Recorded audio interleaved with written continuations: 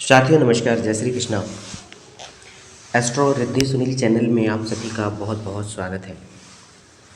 साथियों, आज बात करेंगे वास्तुशास्त्र में आपके शयन कक्ष की, बेडरूम की। हमारे जीवन का 1/3 भाग सोने में ही व्यतीत होता है साथियों।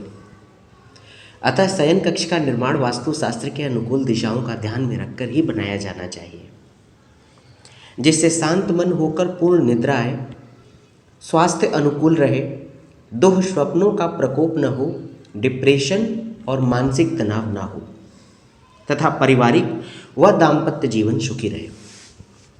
तो आइए बात करते हैं शयन कक्ष में किस प्रकार सोना चाहिए, कौन सी वस्तु कहाँ पर रखनी चाहिए और शयन कक्ष से जुड़ी कौन कौन सी महत्वपूर्ण बातों का वास्तुशास्त्र में विशेष महत्व होता है।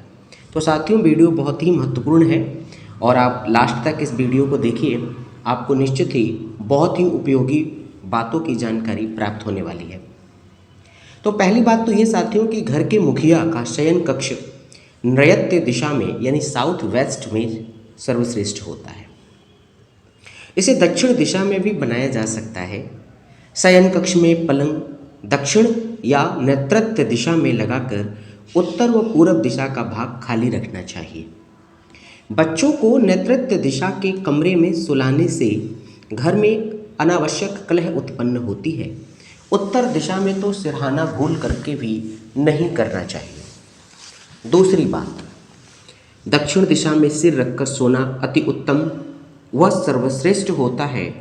यदि उत्तम स्वास्थ्य प्राप्त करना है तो दक्षिण दिशा में सिर रखकर सोना लाभकारी सिद्ध होगा।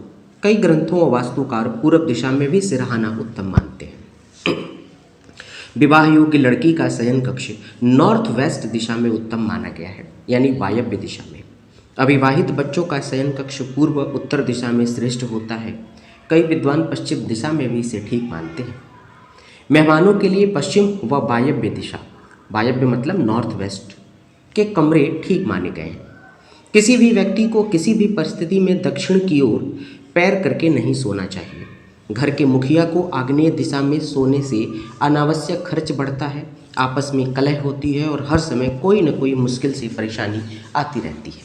पश्चिम दिशा में पैर करके सोने से आध्यात्मिक भावनाओं में वृद्धि होती है। उत्तर दिशा में पैर करके सोने से धन वृद्धि एवं ऐश्वर्य प्राप्त होता है तथा आयु बढ़ती है। घर के मध्य भाग में शयन कक्ष कभी नहीं बनाना चाहिए। शयन कक्ष का द्वार पूर्व या उत्तर में श्रेष्ठ रहता है। अपरिहार्य हो तो पश्चिम में भी बना सकते हैं। अगली बात साथियों, शयन कक्ष में हल्का गुलाबी, बादामी, हल्का हरा या हल्का नीला रंग कराना चाहिए। गहरे लाल रंग का प्रयोग शयन कक्ष में कभी नहीं करना चाहिए।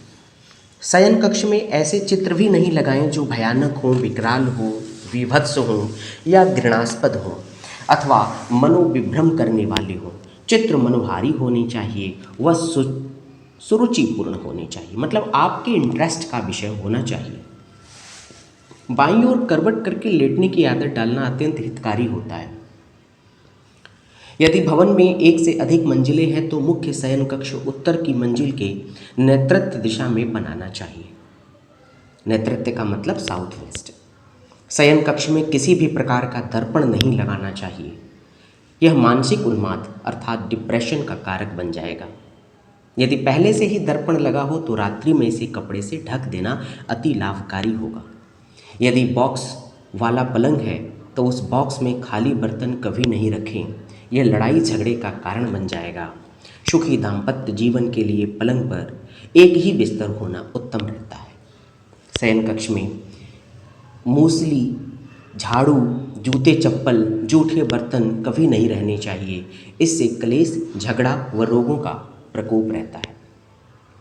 साथियों, धन संपत्ति चाहने वाले मनुष्य को अन्न, गौ, गुरु, अग्नि व देवता के स्थान के ऊपर नहीं सोना चाहिए।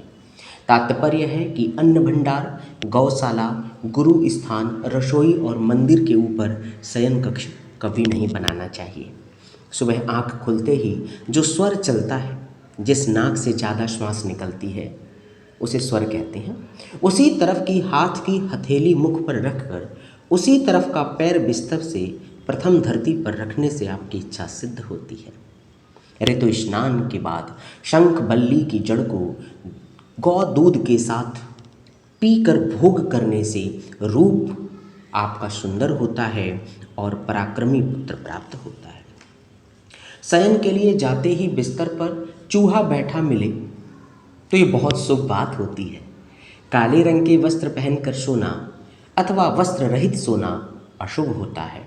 अपने हृदय पर हाथ रखकर सोना भी अशुभ होता है। अपना एक पैर दूसरे पर रखकर सोना अमंगलकारी होता है। अपने पैर की तरफ से सैया पर सोना अशुभ है, अर्थात अपने पैरों की तरफ से। फूल माला पहनकर कभी नहीं सोना चाहिए। सोते हुए मुख खुला रखना अशुभ माना जाता है। बिस्तर पर धूल आदि को झाड़ू से झाड़ना ठीक नहीं है। सोने के बिस्तर पर बैठे बैठे शस्त्र तलवार सुपारी आदि काटना क्लेशदायक व अशुभ होता है। अर्थात किसी चाकू से या छुरी से अगर आप सुपारी काट रहे हैं अपने बिस्तर पर बैठे बैठे तो ये ठीक नहीं होता है। ये कहीं न कहीं आपके लिए क्लेश का कारण बन जाएगा। प्रातः जगने पर कौवे पर, झाड़ू पर, मूसल पर, जूते पर दृष्टि पड़े तो ये अच्छा नहीं होता है। तो प्रयास करें कि आप जब सुबह उठें तो इन वस्तुओं के दर्शन न मिलें आपको। प्रातः उठते ही स्त्री या पुरुष के रोने की आवाज़ सुनाई दे तो ये भी अशुभ होता है।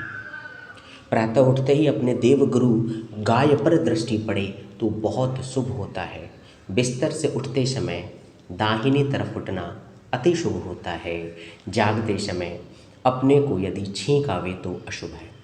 कुछ देर बैठकर फिर उठना चाहिए, बाहर जाना चाहिए। प्रभात में अर्थात सुबह सूर्य उगने के बाद मैथुन करने से लक्ष्मी का नाश होता है, अर्थात इससे भी बचना चाहिए। साथियों, प्रातः उठते ही शंख, मोर, हंस, मेढक, दही से भरा हुआ पात्र, नारियल, लवण, पुष्प, सूर्य, गाय, हाथी, लाट में कुसुम के तिलक वाली सधवा, स्त्री, मछली इत्यादि पर दृष्टि पड़े तो बहुत ही शुभ व मंगलकारी होता है। रात के सोते समय बुरे सपने आए और नींद अच्छी ना आए तो इसके उपाय के लिए सिरहानी तांबे के बर्तन में जल भरकर रखें और अगले दिन वह जल पेड़ में डाल दें। यदि तिजोरी शयन कक्ष में रखते हैं तो उसका मुख उत्तर दिशा की ओर खुलने वाला होना चाहिए। साथियों, ये आपके शयन कक्ष से जुड़े, आपके निद्रा से जुड़े कुछ वास्तु के उपाय थे जिसका मैंने आप लोगों के साथ शेयर किया, जिसको मैंने आप लोगों को बताया। इसका पालन करने से आपके जीवन में सुख, समृद्धि और वैभव की प्राप्ति होगी। आशा और उम्मीद करता हूँ साथियों कि आपको ये जानकारी पसंद आई होगी।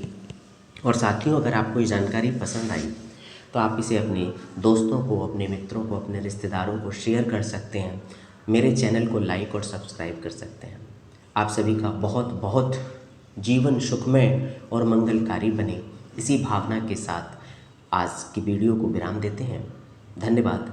जय श्री कृष्णा। नमस्कार।